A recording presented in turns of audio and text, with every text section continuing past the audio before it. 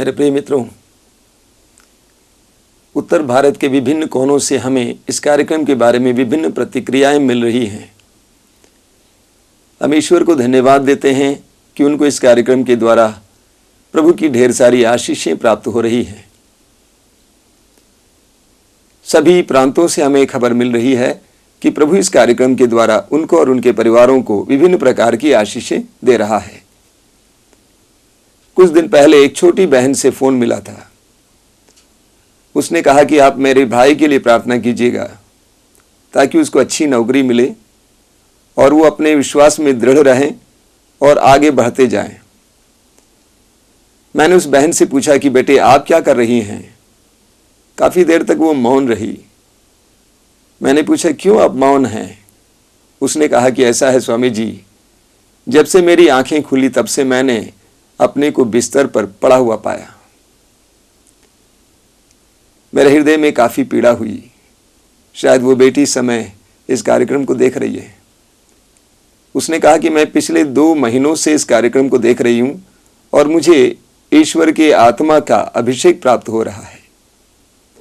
3 महीने की उम्र से उसने देखा कि वो बिस्तर पर पड़ी हुई है। करीब 23 साल तक वो बिस्तर पर पड़ी हुई है।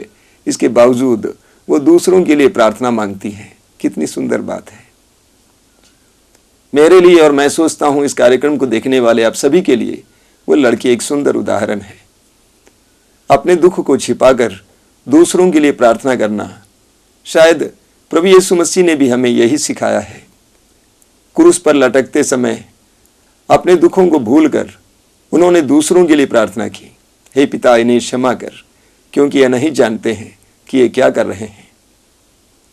ऐसे लोग हमारे लिए, सारे विश्व के लिए सुंदर उदाहरण है। हम यूहन्ना के सुसमाचार के अध्याय 14 उसके वाक्य 1 में पढ़ते हैं। प्रभु यीशु कहते हैं, तुम्हारा जी घबराए नहीं, ईश्वर में विश्वास करो और मुझ में भी विश्वास करो। हम सभी के लिए ये वचन बहुत ही सुंदर और सशक्त है। प्रभु अपने पवित्र ग्रंथ के द्वारा, पवित्र वचनों के द्वारा हम सबको सांत्वना देता है। पूरी बाइबल की शुरुआत से लेकर अंत तक हमें बार बार ईश्वर के सांत्वनादायक वचन सुनने को मिलते हैं। इस्यास नबी के ग्रंथ अध्याय 66 उसके वाक्य 13 में प्रभु कहते हैं, जिस तरह एक मां अपने पुत्र को दिलासा देती है, उसी तरह मैं तुम्हें सांत्वना दूंगा। प्रभु अपने वचनों के द्वारा हम सबको सांत्वना देता है। प्रभु कहता है कि तुम्हारा जी घबराए नहीं, ईश्वर में विश्वास करो और मुझ में भी विश्वास करो। जब जीवन की परिस्थितियां हमारे प्रतिकूल हो जाती हैं, डरावनी सी हो जाती हैं, जीवन की परिस्थितियां हमारे लिए खतरनाक नजर आती हैं, उन सारे क्षणों में प्रभु का यह वचन हमारे लिए सशक्त शक्तिकरण का कारण बन सकता है। प्रभु कहते हैं, तुम्हारा जी घबराए नहीं, ईश्वर में विश्वास करो और मुझ में भी विश्वास करो। पवित्र ग्रंथ के सुसमाचार में हमें एक बहुत सुंदर उदाहरण देखने को मिलता है। मत्ती के सुसमाचार के अध्याय 8 उसके वाक्य 23 से हम पढ़ते हैं कि प्रभु यीशु मसीह अपने शिष्यों के साथ नाव में बैठकर झील पार कर रहे थे और वो झील काफी विस्तृत था, समुद्र सा विस्तृत। और आप समझ सकते हैं कि एक झील में नाव की क्या सुरक्षा है, मनुष्य की क्या सुरक्षा है। ऊंचा आसमान और अथाह जल और दूर किनारा। सुसमाचार में बताता है कि अचानक उस झील में झंझावात उठा, आंधी आई, लहरें ऊपर उठने लगी, नाव पानी से भरने लगी। सभी शिष्य घबरा गए। उनकी आंखों के सामने उनकी मौत दिखाई दे रही थी। गहरा पानी, आसमान, दूर किनारा, सब बिल्कुल घबरा गए थे। एक दूसरे को पकड़ने लगे, एक दूसरे को थामने लगे, चिल्लाने लगे, रोने लगे, जहां तक हो सके पानी निकालने का प्रयास करने लगे। तब भी उन्होंने देखा कि नाव डगमगा रही है और नाव में पानी भरता जा रहा है, वे डूबते जा रहे हैं। और उस समय सुसमाचार में बताता है कि प्रभु यीशु तुंबाल पर तकिया लगाकर सो रहे थे। एक तरफ शिष्य घबराए हुए हैं और दूसरी तरफ प्रभु यीशु तुंबाल पर तकिया लगाकर आराम से सोए हुए थे। प्रभु यीशु के उस निद्रा पर मैं मनन चिंतन करता हूं अक्सर। क्या वास्तव में प्रभु यीशु सोए हुए थे? मैं सोचता हूं कि प्रभु यीशु समय परिस्थिति को देख रहे थे, परिस्थिति का आंतरिक अवलोकन कर रहे थे, लेकिन उनका विश्वास टूटा नहीं। वे ईश्वर पर भरोसा रखते थे। वास्तव में प्रभु यीशु निष्क्रिय नहीं थे, बल्कि वास्तव में वे सक्रिय थे। उनकी आंखें बाहर से बंद जरूर थीं, लेकिन उनकी आत्मा उस समय जगी हुई थी। उनकी आत्मा, उनका मन ईश्वर के उन वचनों पर मनन चिंतन कर रहा था। निर्गमन ग्रंथ के अध्याय 23 वाक्य 20 में प्रभु का वचन कहता है, मैं तुम्हारे आगे अपने दूत को भेजूंगा और वो मार्ग में तुम्हारी रक्षा करेगा और उस स्थान ले जाएगा जहां मैंने निश्चित किया है। प्रभु ने उस वचन पर विश्वास किया, उस पर मनन चिंतन किया। विधि विवरण ग्रंथ के अध्याय 32 उसके वाक्य 11 में लिखा हुआ है, जिस तरह गरुड़ अपनी नीड़ की रखवाली करता है और वो अपने बच्चों पर मंडराता है, उसी तरह ईश्वर इस्राएल की रक्षा करता है। प्रभु यीशु इन बातों पर मनन चिंतन कर रहे थे और उस पर विश्वास कर रहे थे। इस्यास नबी के ग्रंथ के अध्याय 43 में लिखा हुआ है, हे याकूब जिसने तुम्हारी सृष्टि की है, हे इस्राएल जिसने तुम्हें गढ़ा है, वही प्रभु ईश्वर कहता है, डरो नहीं, मैंने तुम्हारा उद्धार किया है। जब तुम समुद्र पार करोगे, मैं तुम्हारे साथ होऊंगा, जलधाराएं तुम्हें बहाकर नहीं ले जाएंगी। प्रभु इस समय इन वचनों पर मनन कर रहे थे।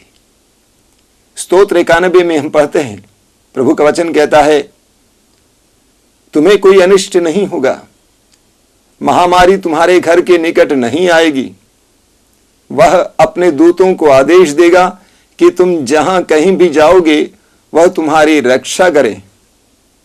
प्रभु यीशु के इन वचनों पर पूर्ण विश्वास था और मेरा विश्वास है कि जिस समय आंधी और तूफान चल रहा था, उस समय प्रभु यीशु बाहर से सोए हुए दिखाई दे रहे थे, लेकिन अंदर से इन वचनों पर मनन कर रहे थे, याद कर रहे थे और इन वचनों का सहारा ले रहे थे और इन वचनों के आधार पर अपने विश्वास को दृढ़ कर रहे थे।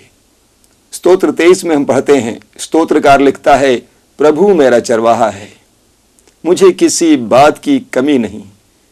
चाहे मुझे अंधेरी घाटी से होकर जाना पड़े, मुझे किसी अनिष्ट की शंका नहीं, क्योंकि है प्रभु तेरी लाठी मेरे लिए भरोसा का कारण है। प्रभु यीशु जब उस नाव में लेटे हुए थे, सोए हुए थे, इन वचनों पर मनन कर रहे थे, इसके आधार पर अपने विश्वास को दृढ़ कर रहे थे। लेकिन शिष्य इन सारी बातों को भूल चुके थे। हमारे जीवन में भी जब परिस्थितियां विकट हो जाती हैं, बिगड़ जाती हैं, हम भी प्रभु की वाणी को भूल जाते हैं, है ना। इसलिए शिष्य घबरा गए, चिल्लाने लगे, पुकारने लगे, रोने लगे, प्रभु को जगाए, प्रभु से कहा कि प्रभु हमें बचाइए, हम डूब रहे हैं। सुसमाचार में बताता है कि प्रभु यीशु जाग गए।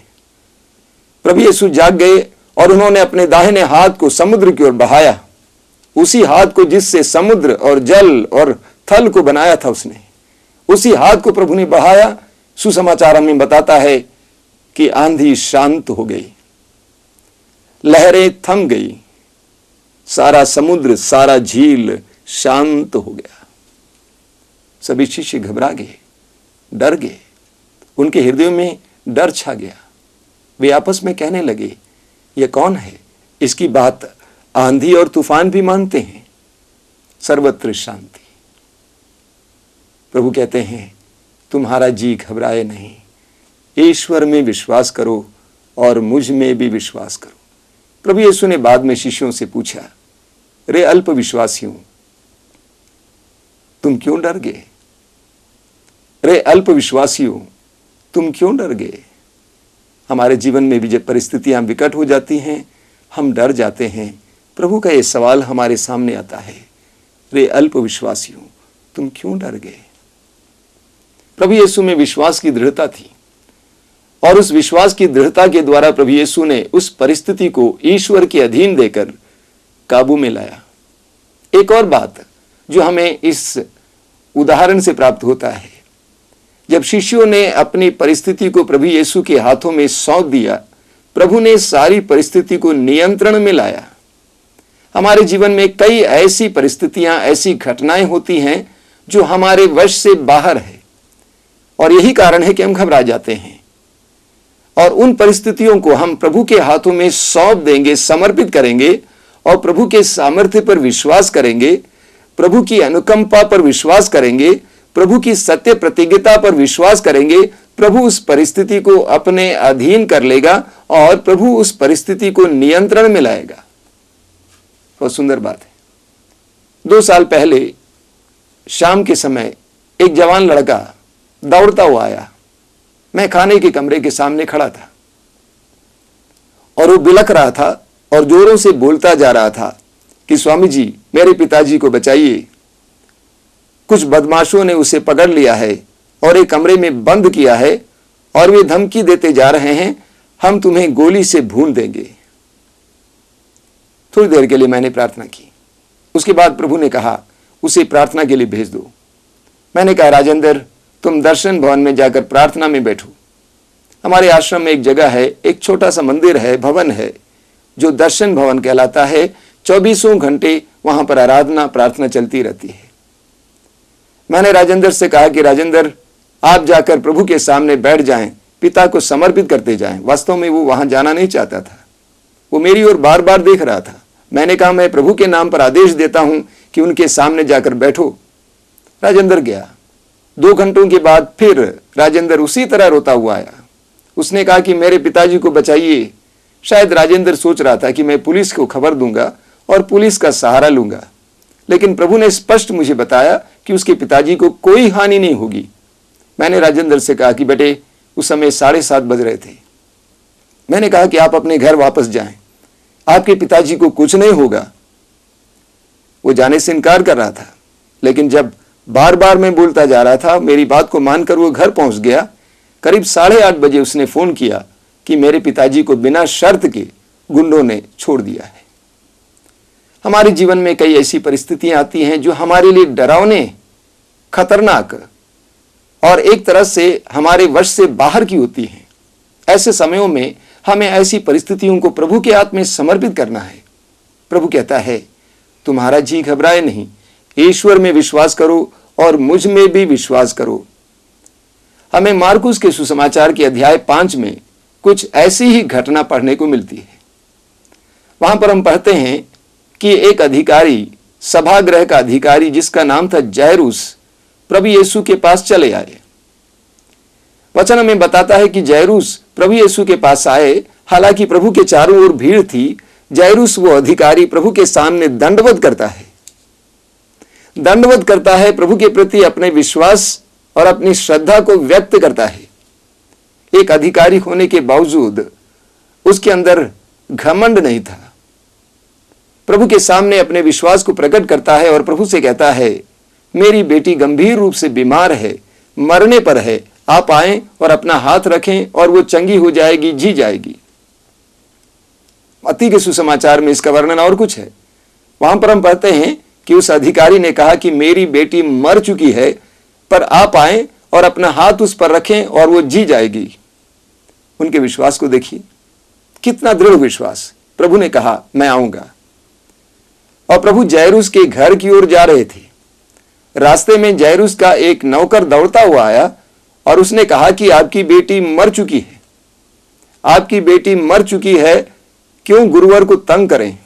प्रभु यीशु ने उसकी बात को सुना और जैरूस से एक बात कही। क्या बात थी, आपको याद होगा। प्रभु ने कहा, डरिए नहीं, बस विश्वास कीजिए। डरिए नहीं, बस विश्वास कीजिए। बहुत सुंदर और सशक्त वचन है। प्रभु ने यह नहीं कहा कि डरिए नहीं, विश्वास कीजिए, बल्कि डरिए नहीं, बस विश्वास कीजिए। उस बस शब्द में एक बहुत बड़ा रहस्य छिपा हुआ है। अर्थात प्रभु यीशु ये बताना चाहते थे कि विश्वास में कितनी शक्ति है, कितना सामर्थ्य है और विश्वास के द्वारा हमारे जीवन में क्या क्या हो सकता है। और जैरूस ने इस पर विश्वास किया और प्रभु यीशु जैरूस के घर गए। प्रभु यीशु जैरूस के घर गए और लड़की को जिंदा किया, वो जी गई। और एक बहुत बड़ा चिन्ह जैरूस को और अन्य लोगों को मिला। डरिए नहीं, बस विश्वास कीजिए। प्रभु यीशु कहते हैं, तुम्हारा जी घबराए नहीं, ईश्वर में विश्वास करो और मुझ में भी विश्वास करो। मेरे प्रिय मित्रों, हमारे लिए प्रभु यीशु का ये वचन एक बहुत ही बड़े सशक्त वचन है।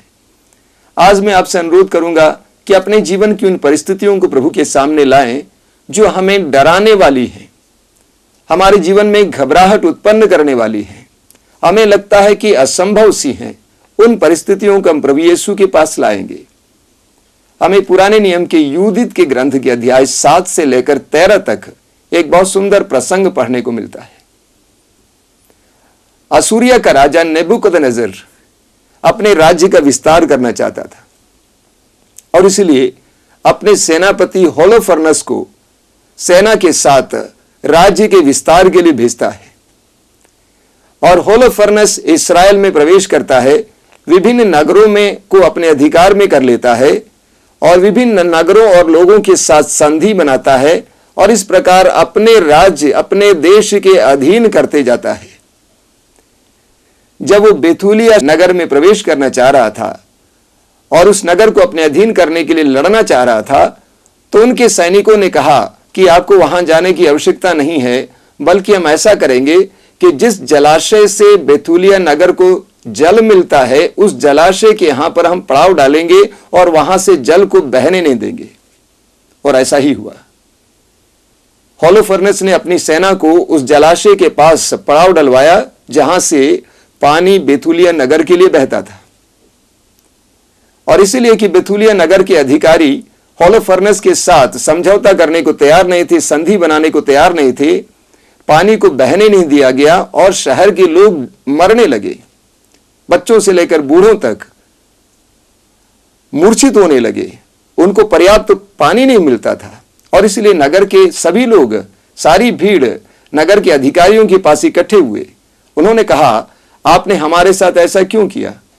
असूरिया के राजा को हमें अपने अधीन करने दीजिए, लेकिन हमें इस तरह मरने मत दीजिए। उनका विश्वास टूट गया था, वे घबरा गए थे। उन्होंने सोचा कि हमारा ईश्वर हमें नहीं सुनता है। और नगर के अधिकारियों ने कहा, ऐसा है कि हम 5 दिन तक ईश्वर को पुकारेंगे और अगर 5 दिन में ईश्वर हमारी आवाज को नहीं सुनता है तो हम असूरिया के राजा के उस सेनापति के साथ संधि बनाएंगे और हम उनके अधीन हो जाएंगे। उस नगर में एक नारी रहती थी, एक विधवा रहती थी जिसका नाम था यूदित।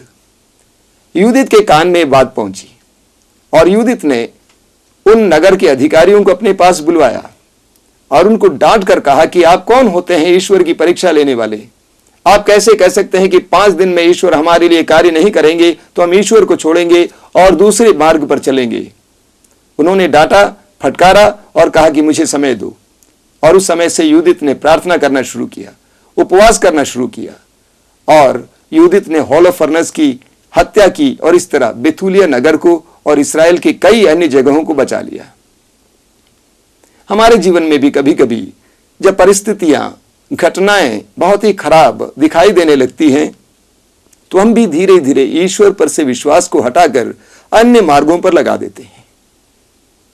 इब्रानियों के पत्र के अध्याय 11 वाक्य 1 में संत पौलुस हमें बताते हैं कि विश्वास का अर्थ क्या है। संत पौलुस कहते हैं, विश्वास उन बातों की स्थिर प्रतीक्षा है जिनकी हम आशा करते हैं। विश्वास उन बातों की स्थिर प्रतीक्षा है जिनकी हम आशा करते हैं। कुछ दिन पहले एक बहन अपने परिवार की समस्या बता रही थी। मैं स्वयं घबरा गया था। मैंने सोचा कि आगे क्या होगा, लेकिन बार बार मेरे दिल में यही बात आ रही थी, उनको बताओ स्थिर प्रतीक्षा करो, दृढ़ प्रतीक्षा करो, नहीं प्रभु जरूर करेगा। इब्राहिम हमारे लिए बहुत सुंदर उदाहरण है। रोमियो की पत्र के अध्याय 4 वाक्य 18 में संत पौलुस कहते हैं, इब्राहिम ने निराशाजनक परिस्थिति में भी आशा रखकर विश्वास किया। वास्तव में यह सच्चा विश्वास है। निराशाजनक परिस्थिति में भी आशा रखकर विश्वास किया। इब्राहिम की कोई संतान नहीं थी, लेकिन उसने विश्वास किया कि प्रभु ने जो वायदा किया है, जो प्रतिज्ञा की है, वो मेरे जीवन में पूर्ण होगी। प्रभु कहते हैं, तुम्हारा जी घबराए नहीं, ईश्वर में विश्वास करो और मुझ में भी विश्वास करो। एक सप्ताह पहले एक बहन दौड़ के आई थी आश्रम में। सुबह का समय था। पूजा के बाद मैं अपने कमरे की ओर जा रहा था। वो बहन कई वर्षों से प्रभु के पास आ रही है, अच्छी विश्वासी हैं और अगुआ हैं दूसरों को प्रभु की ओर ले आती हैं, लेकिन वो मेरे पास आई, मेरा पैर पकड़कर इस तरह रोने लगी कि मानो उसका विश्वास पूरी तरह से समाप्त हो चुका हो। कुछ देर के बाद उसने अपने परिवार की हालत मेरे सामने रखा। उसने कहा कि मेरा पति जो शराबी था, प्रभु के पास आने से शराब को छोड़ दिया था, या कम से कम कुछ हद तक छोड़ दिया था, मारना पीटना बंद किया था, चिल्लाना रोना बंद किया था, लेकिन अभी 1-2 सप्ताह से बहुत बुरा हो गया है और हमारे परिवार में हमें जीना मुश्किल हो गया है, सारे बच्चे परेशान हो गए हैं। मैंने उस बहन से कहा, यह परीक्षा का समय है, दृढ़ होइए, मजबूत होइए, यह परीक्षा की घड़ी है। हम सबके जीवन में इस तरह की परीक्षा की घड़ियां आती हैं। ऐसे मौके आते हैं जब हमारे विश्वास की हमें पहचान देने की जरूरत पड़ती है, प्रमाण देने की जरूरत पड़ती है। मेरे प्रियो, प्रभु कहते हैं, तुम्हारा जी घबराए नहीं, ईश्वर में विश्वास करो और मुझ में भी विश्वास करो। हमारा जी घबराए नहीं, परिस्थितियों को देखकर हमारा जी घबराए नहीं, हमारे अंदर डर को अवसर ना मिले। जब हमारे जीवन में डर आ जाता है, उन क्षणों में हमें प्रभु के वचनों को याद करना है और हमें विश्वास में दृढ़ होना है। विश्वास में दृढ़ होने के लिए हमें प्रभु के वचनों को याद करना होगा। हम रोमियों की पत्र के अध्याय 10 वाक्य 17 में पढ़ते हैं, संत पौलुस कहते हैं, सुनने से विश्वास उत्पन्न होता है और जो सुनाया जाता है वो यीशु मसीह का सुसमाचार है, ईश्वर का वचन है। तो ईश्वर के वचन को सुनने से हमारे अंदर विश्वास जगता है। मैं आपसे अनुरोध करूंगा, जब आपकी परिस्थितियां खराब होती जाती हैं, प्रभु के वचनों को याद कीजिए, बार बार दोहराइए, उन वचनों को याद करते हुए अपने में विश्वास की वृद्धि के लिए प्रार्थना कीजिए। जैसे शिष्यों ने कहा, हे प्रभु हमारे विश्वास को बढ़ाइए। आइए हम प्रार्थना करें। अपनी आंखें बंद रखिए, अपने जीवन की, अपने परिवार की उन सारी बातों को प्रभु के सामने इस समय समर्पित कीजिए जो आपके लिए डर और चिंता का विषय है। ईश्वर हमसे प्रेम करता है मेरे भाई मेरी बहन। ईश्वर ने हमको छोड़ा नहीं है, वो हमें छोड़ नहीं सकता है। हम उन्हें छोड़ सकते हैं लेकिन ईश्वर हमें नहीं छोड़ेगा। इब्रानियों के पत्र में प्रभु कहते हैं कि मैं तुम्हें नहीं त्यागूंगा, मैं तुम्हें नहीं छोड़ूंगा। इस बात पर विश्वास कीजिए। अपनी परिस्थिति को इस समय प्रभु के हाथ में सौंप दीजिए। प्रभु कहता है, तुम्हारा जी घबराए नहीं, ईश्वर में विश्वास करो और मुझ में भी विश्वास करो। तुम्हारा जी घबराए नहीं, ईश्वर में विश्वास करो और मुझ में भी विश्वास करो।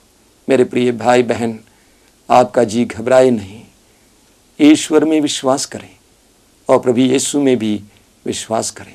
मेरे प्रिय मित्रों, इस कार्यक्रम के द्वारा आपको प्रभु के वचनों को सुनने का मौका मिलता है।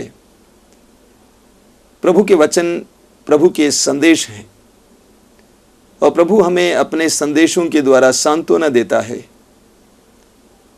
हम पर अपना सामर्थ्य प्रकट करता है,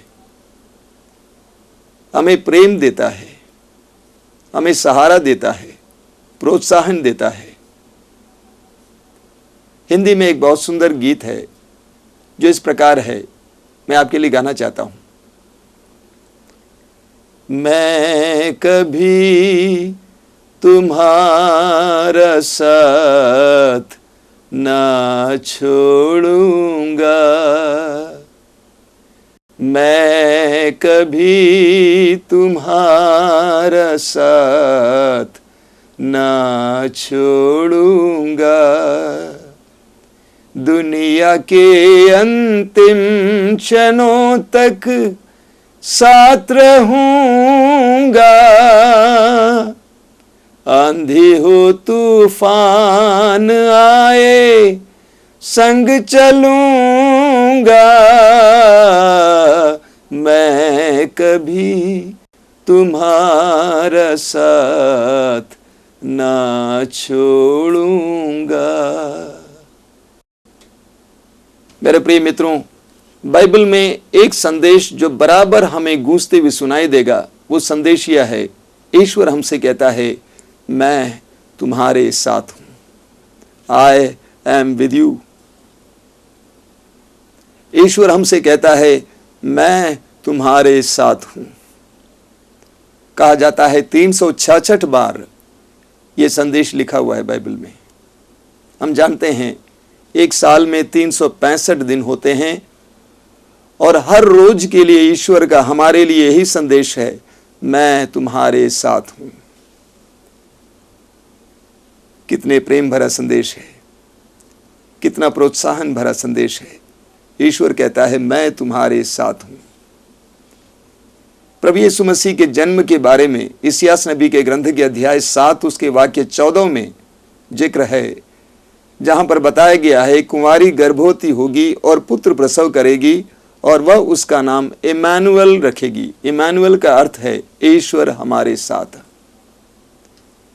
तो प्रभु हमसे बार बार कहता है कि मैं तुम्हारे साथ हूं, मैं तुम्हारे पक्ष में हूं, मैं तुम्हारे लिए हूं और मैं तुम्हारे करीब हूं। मदर तेरेसा कहा करती थी कि इस संसार में इंसान का सबसे बड़ा दुख कोई रोग नहीं है, यहां तक कि गरीबी नहीं है, बल्कि अकेलापन है। इतने बड़ी दुनिया में करोड़ों लोग अपने में अकेलापन महसूस करते हैं। हम आजकल कहते हैं कि वैश्वीकरण हो रहा है, ग्लोबलाइजेशन हो रहा है, सारी दुनिया छोटी हो रही है, लेकिन दूसरी तरफ हमें यह भी देखने को मिलता है कि दुनिया में लोग अकेलापन महसूस करते हैं।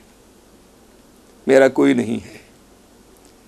यूहन्ना के सुसमाचार के अध्याय 5 में हम पढ़ते हैं कि प्रभु यीशु मसीह यरूशलेम मंदिर के पास एक कुंड जिसका नाम था बेतसदा, वहां पर चले जाते हैं और उस कुंड की खूबी यह थी कि वहां पर स्वर्गदूत आता था और पानी को हिला देता था, और जिस समय पानी हिलाया जाता था जो रोगी उसके अंदर उतरता था वो चंगा हो जाता था। सुसमाचार में पढ़ते हैं कि वहां पे बहुत सारे रोगी पड़े थे और प्रभु यीशु मसीह एक ऐसे व्यक्ति के पास जाते हैं जो 38 वर्षों से अपने बिस्तर पर पड़ा हुआ था।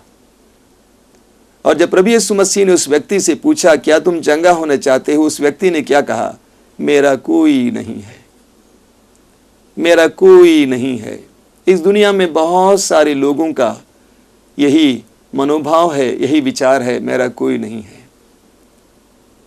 कोई मेरा साथ नहीं देता है, न मेरी पत्नी, न मेरे बच्चे, न मेरे माँ बाप, न मेरे भाई, न मेरी बहन। हर इंसान अपने में अकेलापन महसूस करता है। और उन करोड़ों लोगों के लिए जो इस दुनिया में इस तरह का अनुभव करते हैं, प्रभु का संदेश प्रतिदिन यह है, मैं तुम्हारे साथ हूं। चाहे तुम्हारी पत्नी तुम्हें साथ दे या ना दे, चाहे तुम्हारे बच्चे तुम्हें साथ दे या ना दे, चाहे तुम्हारे भाई बहन तुम्हें साथ दे ना दे, मैं तुम्हारे साथ हूं। कितना सुंदर वचन है। अक्सर लोग सोचते हैं कि ईश्वर ने हमें भुला दिया है, ईश्वर हमें भूल गए हैं, लेकिन ऐसी बात नहीं है। इस्यास नबी के ग्रंथ के अध्याय 49 उसके वाक्य 16 में प्रभु कहते हैं, तुम सदा मेरी आंखों के सामने हो, मैंने तुम्हें अपने हथेली पर गढ़ा है, मैं कैसे तुम्हें भुला सकता हूं। एक नारी अपने दुधमुहे बच्चे को भुला सकती है, लेकिन मैं तुम्हें नहीं भुला सकता हूं। ईश्वर की प्रतिज्ञा है, मैं तुम्हारे साथ हूं। स्तोत्र 139 में स्तोत्रकार बहुत सुंदर ढंग से इस बात को प्रस्तुत करता है। उसके वाक्य 7 से 10 तक स्तोत्रकार कहता है, मैं ईश्वर से छिपकर कहां जाऊं, यदि मैं आकाश तक चढ़ूं तो वो वहां भी है, यदि मैं समुद्र के उस पार चलूं तो वो मेरा हाथ पकड़कर मुझे चलाता है, उसका दाहिना हाथ मुझे संभालता है। यदि मैं अंधेरे से कहूं कि मुझे ढक लो, तो अंधेरा भी तेरे लिए अंधेरा नहीं है। ईश्वर कहता है, मैं तुम्हारे साथ हूं। न्यायकर्ताओं के ग्रंथ के अध्याय 6 में हमें गिदियों के बारे में पढ़ने को मिलता है। उन दिनों इस्राएलियों ने ईश्वर की आज्ञाओं का उल्लंघन किया था और इसलिए ईश्वर ने इस्राएलियों को उनके दुश्मनों के हाथ दे दिया और इसलिए उनके दुश्मन उनकर आक्रमण करते थे। इस्राएलियों के दुश्मन मिद्यानी लोग बराबर उन पर आक्रमण करते थे और यहां तक कि उनकी फसलों को नष्ट करते थे, उनके जानवरों को नष्ट करते थे। इस्राएलियों का जीना मुश्किल हो गया था। तो न्यायकर्ता अध्याय 6 वाक्य 12 में पढ़ते हैं, ईश्वर का दूत गिदियोन नामक एक व्यक्ति के पास आता है और उससे कहता है, हे वीर योद्धा, प्रभु तुम्हारे साथ है। लेकिन गिदियोन उससे पूछता है, यदि प्रभु हमारे साथ होता तो हमारे साथ इतनी सारी विपत्तियां क्यों? हमारे जीवन में भी जब विपत्तियां आती हैं, हम भी सवाल करते हैं, क्या ईश्वर हमारे साथ है? अगर प्रभु हमारे साथ होता, हमारे साथ इतना अन्याय क्यों होता? अगर प्रभु हमारे साथ है तो हमें इतना झेलना क्यों पड़ता है? अगर प्रभु हमारे साथ है तो हमारे जीवन में इस प्रकार की विपत्तियां क्यों आती हैं? तो जीवन में परिस्थितियां बिगड़ने पर हम इस बात को भूल जाते हैं कि ईश्वर हमारे साथ है। हम मत्ती के सुसमाचार के अध्याय 8 उसके वाक्य 23 से पढ़ते हैं कि प्रभु यीशु मसीह अपने शिष्यों के साथ नाव में बैठकर झील पार कर रहे थे। सुसमाचार में बताता है कि प्रभु यीशु मसीह सो गए और समुद्र में झंझावात उठा, आंधी आई, सभी शिष्य घबरा गए और वे प्रभु को पुकारने लगे, प्रभु से कहने लगे कि हमें बचाइए। वे भूल गए कि प्रभु हमारे साथ है। वे भूल गए चमत्कार दिखाने वाला प्रभु, 5 रोटियों से 5,000 से भी ज्यादा लोगों को खिलाने वाला प्रभु हमारे साथ है। वे भूल गए लाजरुस को जो मर गया था, चौथे दिन जिंदा करने वाला प्रभु हमारे साथ है। वे भूल गए कि कोढ़ियों को चंगा करने वाला, हर प्रकार के रोगियों को छुटकारा देने वाला, अंधकार की शक्तियों से छुटकारा देने वाला हमारे साथ है। जब विपत्तियां आने लगी, हमारे जीवन में भी जब विपत्तियां आती हैं, हम भी भूल जाते हैं। हम भी इस बात को भूल जाते हैं कि ईश्वर हमारे साथ है, प्रभु हमारे साथ है। लूकस के सुसमाचार के अध्याय 24 में हमें एक बहुत सुंदर प्रसंग मिलता है। प्रभु यीशु की मृत्यु के बाद प्रभु यीशु के 2 शिष्य यरूशलेम नगर से एमाउस जा रहे थे और रास्ते में वे प्रभु के दुख भोग के बारे में चर्चा कर रहे थे, बहुत दुखी थे। सुसमाचार में बताता है कि प्रभु यीशु मसीह पुनर्जीवित हुए थे और वे उनके साथ चलने लगे, उनसे वार्तालाप करने लगे। लेकिन शिष्य यीशु की उपस्थिति को पहचान नहीं पाए क्योंकि वे अपने दुख में ही थे। हालांकि उन्होंने बाद में एमाउस पहुंचने पर जब प्रभु ने रोटियां तोड़ी और आशीष की प्रार्थना पढ़ी तो यीशु को पहचान लिए, लेकिन यीशु को उस समय पहचान नहीं पाए जब उनका हृदय बोझ से, दुख से भरा हुआ था। तो जब हमारे जीवन में विपत्तियां आती हैं, दुख आ जाता है, तो हम भी भूल जाते हैं कि ईश्वर हमारे साथ है। लेकिन सत्य यह है कि वो हमें छोड़ता नहीं है। इब्रानियों के पत्र में संत पौलुस के द्वारा प्रभु कहता है, मैं तुम्हें नहीं छोड़ूंगा, मैं तुम्हें नहीं त्यागूंगा। वो हमें त्यागता नहीं है। मैं आपको फिर एक बार न्यायकर्ताओं के ग्रंथ में वापस ले जाता हूं। हालांकि गिदयोन ने कहा कि अगर प्रभु हमारे साथ होता, हमारे जीवन में इतनी विपत्तियां क्यों आती? वचन में बताता है कि स्वर्गदूत ने बार बार इस बात का एहसास दिलाते हुए कि प्रभु तुम्हारे साथ रहेगा, गिदयोन से कहता है कि तुम जाकर मिद्यानियों से लड़ो। और वचन में बताता है कि गिदयोन ने सेना की एक छोटी टुकड़ी के सहारे इस्राएलियों को मिद्यानियों से बचाया और मिद्यानियों को हराया और इस्राएल को शांति वापस दिलाई। प्रभु हमारे साथ है, इस एहसास से हमें भी सामर्थ्य का अनुभव होगा। हम सुसमाचार में पढ़ते हैं कि प्रभु यीशु मसीह की मां मरियम को जब स्वर्गदूत ने संदेश सुनाया तो स्वर्गदूत ने इस प्रकार कहा, प्रणाम प्रभु की कृपा पात्री, प्रभु आपके साथ है। मां मरियम ने उस वचन को ग्रहण किया, हृदय में रखा, प्रभु आपके साथ है। उस क्षण से लेकर प्रभु यीशु मसीह के जीवन के अंतिम क्षण तक मां मरियम के हृदय में वही बात गूंजती थी, प्रभु आपके साथ है। जब प्रभु यीशु मसीह को एक गौशाले में जानवरों के बीच गंदगी और बदबू में परदेश में जन्म देना था, उन क्षणों में भी वही वचन गूंज रहा था, प्रभु आपके साथ है। यीशु के जन्म के बाद उनको बचाने के लिए, हेरोद से बचाने के लिए मिस्र देश जब ले जाना पड़ा, उस समय भी मां मरियम के हृदय में और कानों में वही बात गूंज रही थी, प्रभु आपके साथ है। बाद में जब प्रभु यीशु मसीह सार्वजनिक जीवन शुरू किए, उनके जीवन में कई प्रकार के दुखों का सामना करना पड़ा। बार बार उसके बारे में उनकी मां को पता चला। उन क्षणों में भी उस मां के हृदय में वही बात गूंज रही थी, प्रभु आपके साथ है।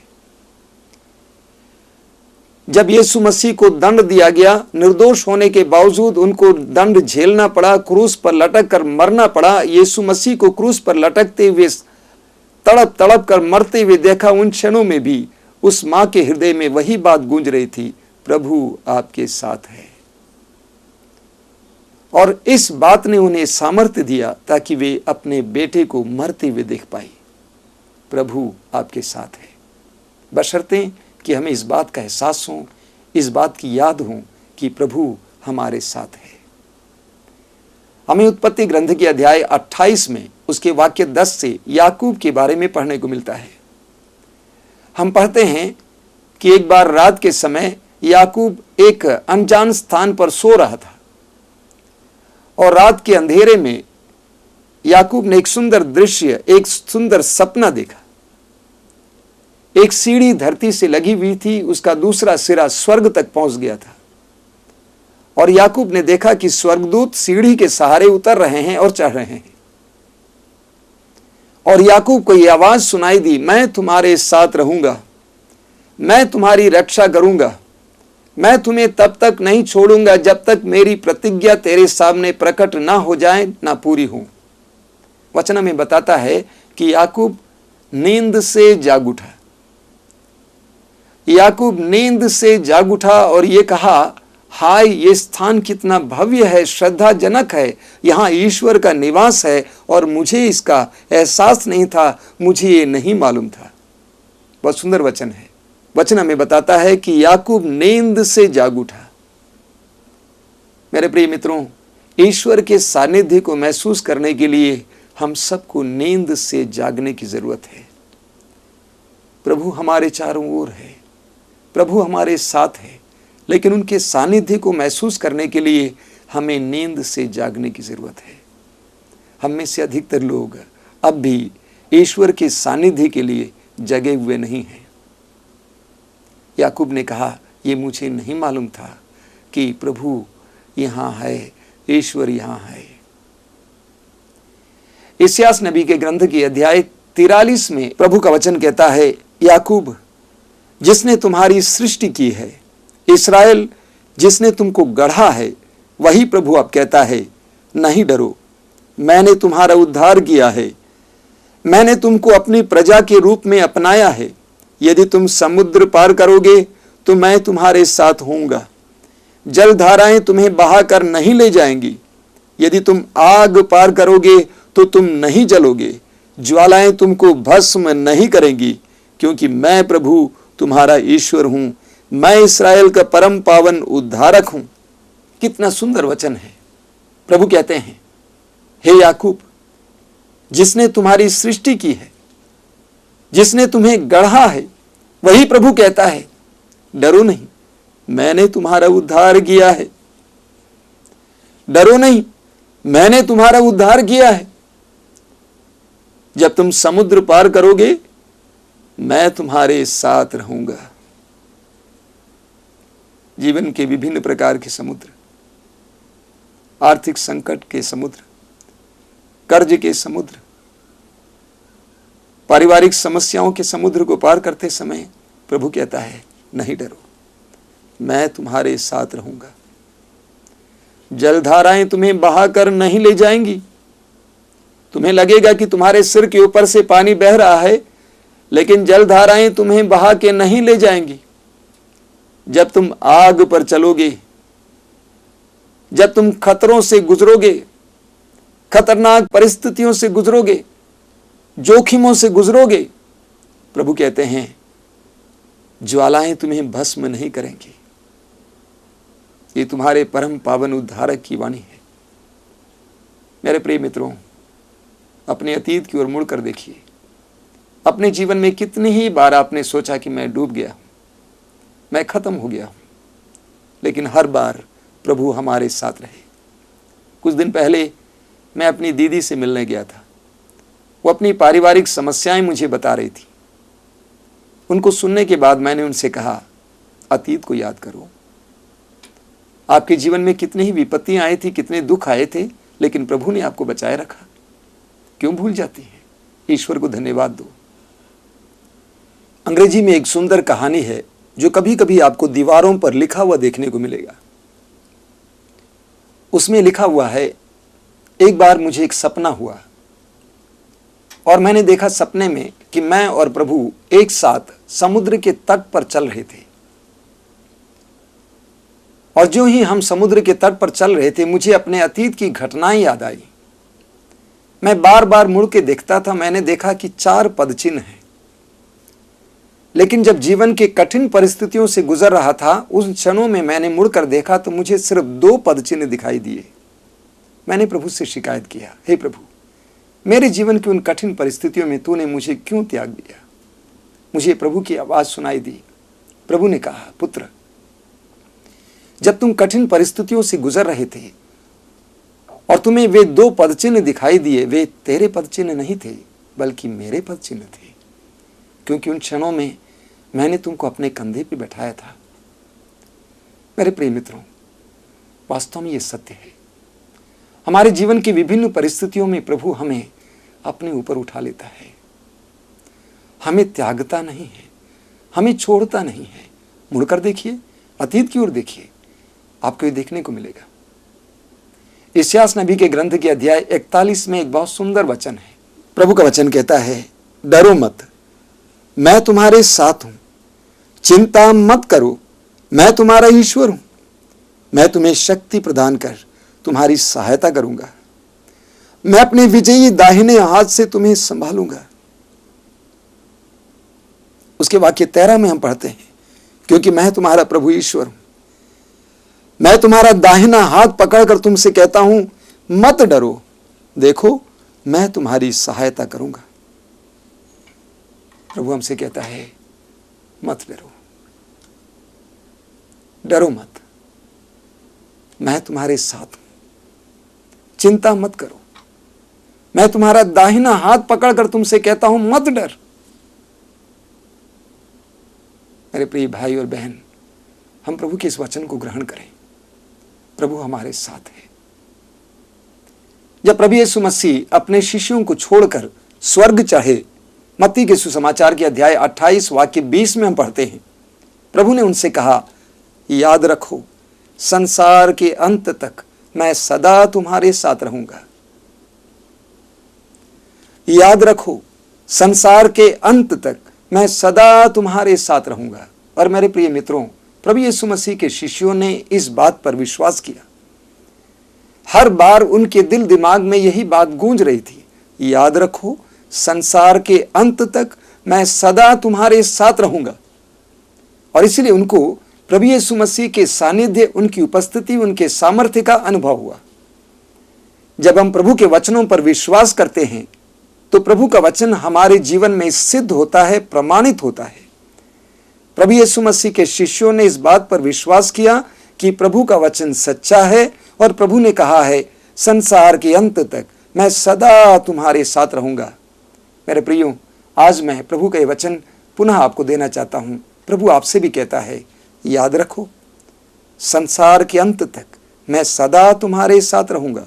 जीवन के उतार चढ़ाव में, जीवन की कठिन परिस्थितियों में प्रभु कहता है, मैं सदा तुम्हारे साथ रहूंगा। प्रभु हमसे कहता है कि तुम्हारी मां के गर्भ से ही मैंने तुम्हें संभाला है, तुम्हारी मां के गोद से लेकर तुम्हारे बुढ़ापे तक मैं तुमको संभालूंगा, मैं तुम्हारा भरण पोषण करूंगा और मैं वही करता रहूंगा। मेरे प्रिय मित्रों, बार बार प्रभु हमसे कहता है, मैं तुम्हारे साथ हूं। इसलिए हम निश्चिंत होकर अपने जीवन में आगे बढ़ सकते हैं, अपने जीवन को प्रभु के हाथ में समर्पित कर सकते हैं। हर बार, हर क्षण ये महसूस कीजिए कि प्रभु आपके साथ है, आपके करीब हैं, आपके लिए हैं, आपके पक्ष में हैं। आइए हम प्रार्थना करें। हे स्वर्गीय पिता, स्वर्ग और पृथ्वी को बनाने वाले पिता, इन वचनों को सुनने वाले हर एक भाई बहन को मैं इस समय तेरे हाथों में सौंप देता हूं। तेरे वचन में लिखा है, मैं तुम्हें अंधकार में छिपा हुआ खजाना, गुप्त स्थानों में रखी हुई संपत्ति दूंगा। इस समय मैं उन सभी भाई बहनों के लिए प्रार्थना करता हूं जिनका व्यवसाय, जिनका धंधा ठप पड़ा है। तेरे वचन के सामर्थ्य से उस व्यवसाय को खोल दीजिए, उस धंधे को खोल दीजिए। हे प्रभु यीशु मसीह, तेरे पवित्र नाम पर बेरोजगारों के लिए प्रार्थना करता हूं। जो भाई बहन इन वचनों को सुन रहे हैं और बेरोजगार हैं, उनके लिए रोजगार का प्रबंध कीजिए। जिन परिवारों में गरीबी है, उस गरीबी को दूर करके आर्थिक आय के लिए कोई रास्ता खोल दीजिए। मैं विश्वास करता हूं कि तू हमारी प्रार्थना को सुन रहा है। तेरे वचन में लिखा है, तुम अपने प्रभु ईश्वर की सेवा करोगे, वह तुम्हारे अन्न जल पर आशीर्वाद देगा। इस वचन के सामर्थ्य से उन सभी लोगों को तेरे सामने लाता हूं जो इस समय इन वचनों को सुन रहे हैं और जिनके जीवन में आर्थिक समस्याएं हैं। तेरे इस वचन के सामर्थ्य से उनकी आर्थिक समस्याओं को दूर कीजिए। बेरोजगारों को रोजगार दीजिए। आर्थिक संकट में पड़े लोगों को छुटकारा दीजिए। पुराने से पुराने मुकदमों से लोगों को छुटकारा दीजिए। मेरे प्रिय भाई बहन, इस समय प्रभु यीशु मसीह के पवित्र नाम पर मैं प्रतिज्ञा करना चाहता हूं, आप में से कुछ लोग जो पुराने से पुराने मुकदमे में फंसे हुए हैं, जिसके चलते चिंतित हैं, प्रभु यीशु कुछ ही समय के अंदर उन मुकदमों से आपको छुटकारा दिला रहा है। 3 भाई जो बेरोजगार हैं और रोजगार की तलाश में हैं, इस वचन को सुनने के तुरंत बाद उनके लिए प्रभु रोजगार का प्रबंध कर रहा है। आपके परिवार में कई प्रकार के अनुग्रह प्रभु इस वचन के द्वारा दे रहा है। ये प्रभु विश्वास करते हैं कि ये प्रतिज्ञाएं और जो प्रार्थनाएं तेरे सामने रखी गई हैं, तू उनको सुन रहा है।